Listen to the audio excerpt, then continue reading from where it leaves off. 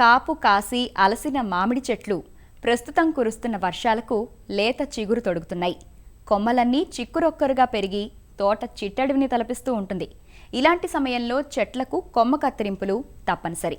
కొమ్మ కత్తిరింపు చేయకపోతే ఒత్తుగా ఎత్తుగా ఉన్న ఈ చెట్లలో గాలి వెలుతురు తగలక చీడపీడలు పోషకలోపాలు ఏర్పడే ఆస్కారం ఉంటుంది. అంతేగాక మామిడి ఎప్పుడూ కొత్త కొమ్మ మీదే పూత కాత వస్తుంది. అందువల్ల చెట్లకు గొడుగు ఆకృతి వచ్చేలా కొమ్మ కత్తిరింపులు తప్పనిసరిగా చేయడంతో పాటు అవసరమైన పోషకాలను అందించాలి. ఇది రాబోయే కాపును ప్రభావితం చేస్తుందంటూ ప్రస్తుతం మామిడి తోటల్లో చేపట్టాల్సిన కొమ్మ కత్తిరింపు ఎరువుల యాజమాన్యం గురించి విజయవాడ ఉద్యాన శాఖ సహాయ సంచాలకులు సుజాత ఇలా వివరిస్తున్నారు.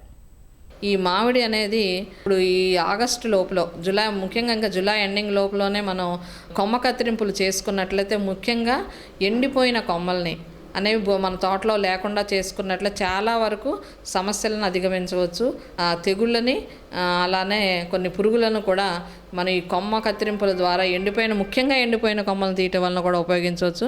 ఒక చిన్న గొడుగు కొమ్మను ఓపెన్ చేసుకున్నట్లయితే వెంటిలేషన్ అది సూర్యరశ్మి తగిలి మొక్కలో చీడపీడలు లేకుండా సమర్థవంతంగా మొక్కలు కూడా మంచి గ్రోత్ వచ్చి చీడపీడలకు నివాసయోగ్యంగా లేకుండా ఉండటం వలన కూడా మన తర్వాత పెస్ట్ ప్రాబ్లమ్ తగ్గించుకోవచ్చు.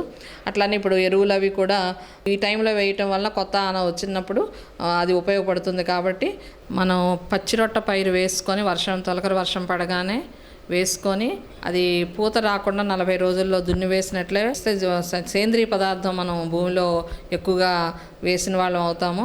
దాంతోపాటు జింకు బోరాన్ అనేది కంపల్సరీగా ప్రతి రైతు వేసుకోవాలి. 20 సంవత్సరాల లోపాటికి 1 కేజీ, దాటిన చెట్లన్నిటికీ కూడా కేజీ వేసుకోవాలి. అలాగే బోరాన్ కూడా మొక్కలో ఉన్న ఇదిని బట్టి 50 నుంచి 100 గ్రామ్స్ వరకు వాళ్ళు వాడవలసిన అవసరం ఉంది. ఇది ఎక్కువగా పూత సెట్టింగ్ అప్పుడు చాలా ఉపయోగపడుతుంది ఈ బోరాను. దాంతోపాటు మనకి urea, super, potash. Urea 2 kgs, potash 2 kgs, super 5 కేజీలు 20 సంవత్సరాలు దాటిన తోటలకి 5 కేజీలు కూడా ముందే వేసేయాలి.